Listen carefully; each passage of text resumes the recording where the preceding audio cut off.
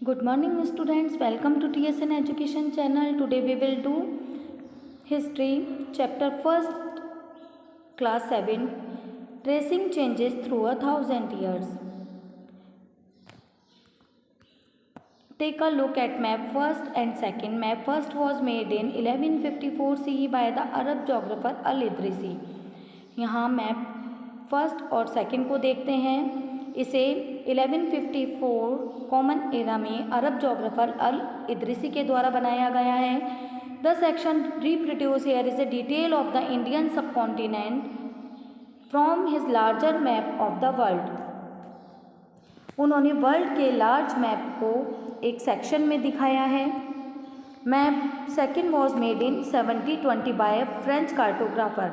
Map second को 1720 में French cartographer ने बनाया था. The two maps are quite different even though they are the same area. ये जो दो मैप हैं ये सेम एरिया के होने के बाद भी इसमें कुछ डिफरेंस देखा गया है. In al Idrisi map South India is where we would expect to find North India and Sri Lanka is the island at the top. South India जहाँ है वहाँ पर हम नॉर्थ इंडिया को एक्सपेक्ट करते हैं. श्रीलंका आइलैंड टॉप में है. Places name are marked in Arabic. और प्लेसेस के जो नेम्स हैं उन्हें अरेबिक लैंग्वेज में मार्क किया गया है. And there are some well known names like Kannauj in Uttar Pradesh. इसके अलावा भी कुछ जाने पहचाने नाम हैं जैसे कि उत्तर प्रदेश में Kannauj. Map 2 was made nearly 600 years after map first. Map first के 600 years बाद में मैप सेकंड को बनाया गया था. During this time information about the sub continent had change considerably. जिसमें कि इस सब कॉन्टिनेंट की जो इन्फॉर्मेशन थी वो टाइम के अकॉर्डिंग काफ़ी चेंज हो गई थी. This map seems more familiar to us and the coastal areas in particular are surprisingly detail.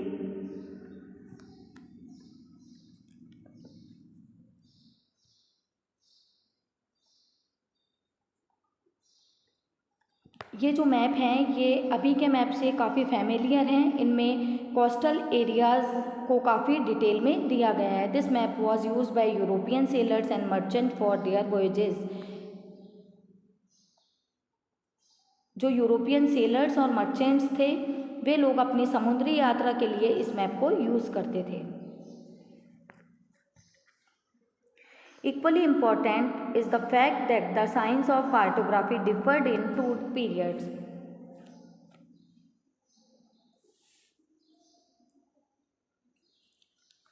When historians redocument maps and text from the past, they have to be sensitive to the different historical backgrounds, the context in which information about the past was produced. जब historians documents maps text जो कि past के उन्हें जब वे read करते थे, यहाँ पर ये इम्पोर्टेंट एक फैक्ट दिया गया है.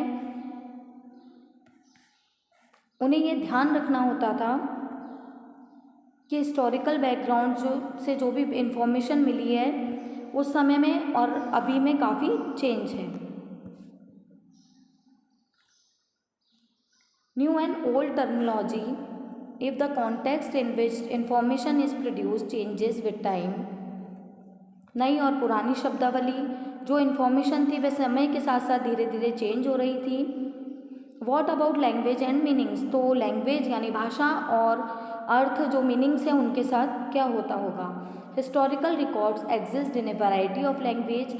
हिस्टोरिकल रिकॉर्ड्स को रखने के लिए डिफरेंट लैंग्वेजेस को यूज़ किया जाता था which have change considerably over the years, जो कि कई सालों में बदलती जा रही थी. मिडेवल पर्सियन फॉर एग्जांपल, अगर हम एग्जांपल के लिए मिडेवल पर्सियन को लें, is deferred from modern Persian. तो वह आधुनिक जो फारसी भाषा है उससे काफ़ी भिन्न है.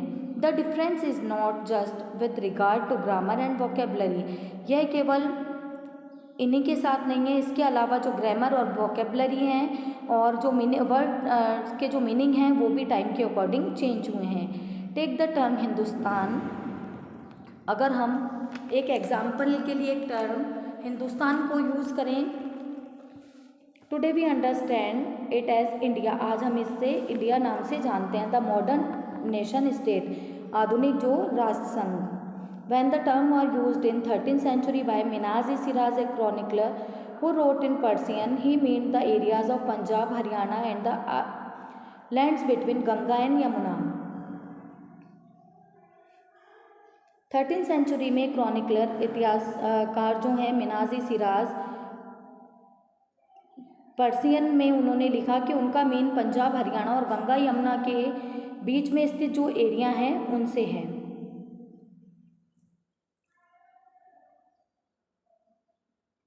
He used the term in the political sense for lands that were a part of the dominions of the Delhi Sultan, और उन्होंने इस टर्म को पॉलिटिकल सेंस में यूज़ किया कि वह ज़मीन या वह क्षेत्र, एरिया जो कि दिल्ली सुल्तान के अधिकार में आते हैं।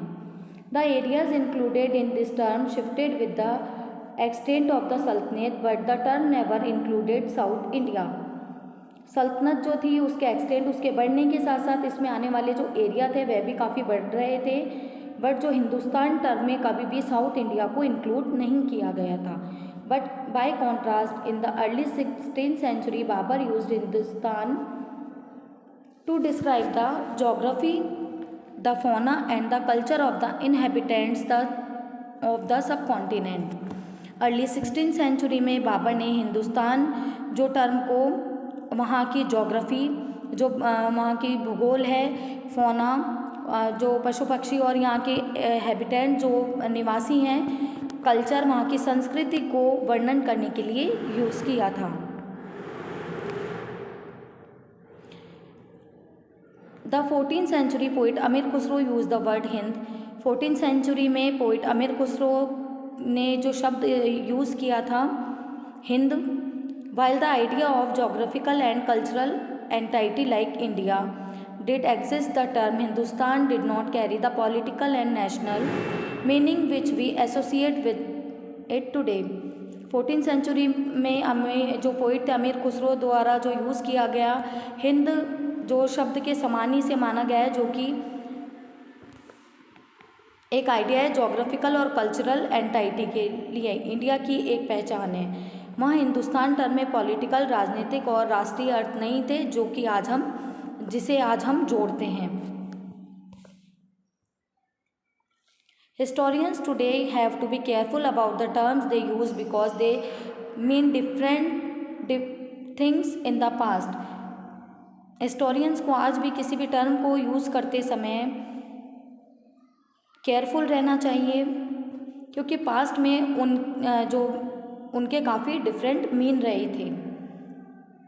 Take for example a simple term like foreigner. अगर हम एग्जाम्पल के लिए एक सिंपल टर्म फॉरेनर यानी जो विदेशी लेते हैं, is a use today to mean someone who is not an Indian. आज हम यह जानते हैं कि जो एक इंडियन नहीं है वो फॉरेनर कहलाता है। ऐसा व्यक्ति जो कि इंडियन नहीं है वह फॉरेनर कहलाता है। The medieval period a foreigner was any stranger who appeared say in a given village. Medieval period में एक अजनबी जो कि किसी भी गांव के आसपास रहने वाले व्यक्ति को कहा जाता था, जो कि उस सोसाइटी के नहीं थे, उस संस्कृति के नहीं होते थे, उसे फॉरेनर कहा जाता था।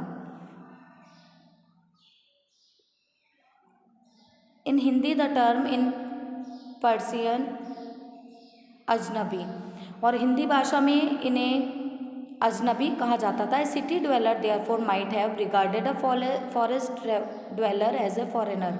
शहर में रहने वालों के लिए जो फॉरेस्ट में रहने वाले लोग हैं वह फॉरेनर होते थे। But two peasant living in the same village were not foreigner to each other. But कोई भी पीजेंट जो खेती का काम करने वाले लोग हैं जो कि एक ही गांव में रहते हैं, वे एक दूसरे के लिए फॉरेनर नहीं होते थे। Even though they may have had different religious और कास्ट बैकग्राउंड, जबकि उनकी कास्ट बैकग्राउंड अलग हों तब भी वे एक दूसरे के लिए फॉरेनर नहीं होते थे। Historians and their sources. Historians use different types of sources to learn about the past depending upon the period of their study and the nature of their investigation. Historians past को find करने के लिए different type के जो sources हैं, जो स्रोत हैं, उनको उपयोग में लेते थे, उन्हें यूज़ करते थे.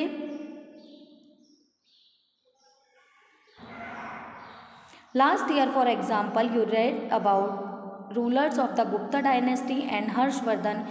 In this book, we will read about the following 1000 years from roughly 700 to 1750. Last year आपने गुप्ता डायनेस्टी, गुप्त जो वंश के बारे में और हर्षवर्धन के बारे में पढ़ा था. इन दिस बुक, इस बुक में आप 700 से 1750 जो 1000 सालों की हिस्ट्री है उसको पढ़ेंगे. You will notice same continuity in the sources used by historians for the study of this period. They still rely on coins, inscriptions, architecture and textual records for information. But there is also considerable discontinuity. The number of and variety of textual records increased dramatically during this period. They slowly displaced their other types of available information. Through this period, paper gradually become cheaper and more widely available.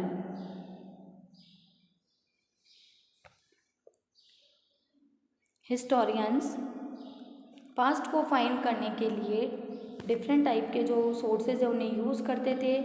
उन्हें किस period की study करनी है और उनकी investigation की जो nature क्या है, उसकी प्रकृति क्या है, इसके लिए वे डिफरेंट सोर्सेज को यूज़ करते थे. एग्जाम्पल के लिए लास्ट ईयर जो हमने गुप्ता डायनेस्टी और हर्षवर्धन के बारे में पढ़ा था, इस बुक में हम 700 से 1750 के 1000 ईयर्स के बारे में पढ़ेंगे. इस पीरियड की स्टडी के लिए हिस्टोरियंस जिन सोर्सेज को यूज़ करते थे वे कंटिन्यूटी में हैं. पहले जैसे चले आ रहे हिस्टोरियंस कॉइन्स, इंस्क्रिप्शंस यानी जो शिलालेख होते हैं, आर्किटेक्चर जो स्थापत्य भवन निर्माण होता है, टेक्सचुअल रिकॉर्ड लिखित जो सामग्री होती है इन्फॉर्मेशन के लिए, वे उन्हें हिस्टोरियंस यूज़ करते हैं. बट कुछ चीज़ें ऐसी भी हैं जो कि पहले से काफ़ी चेंज है. इस पीरियड में टेक्सचुअल रिकॉर्ड्स के जो नंबर्स हैं वो काफ़ी इंक्रीज़ हो रहे हैं. टेक्सचुअल रिकॉर्ड्स बहुत ज़्यादा मात्रा में मिल रहे हैं. आगे हम नेक्स्ट वीडियो में कंटिन्यू करेंगे.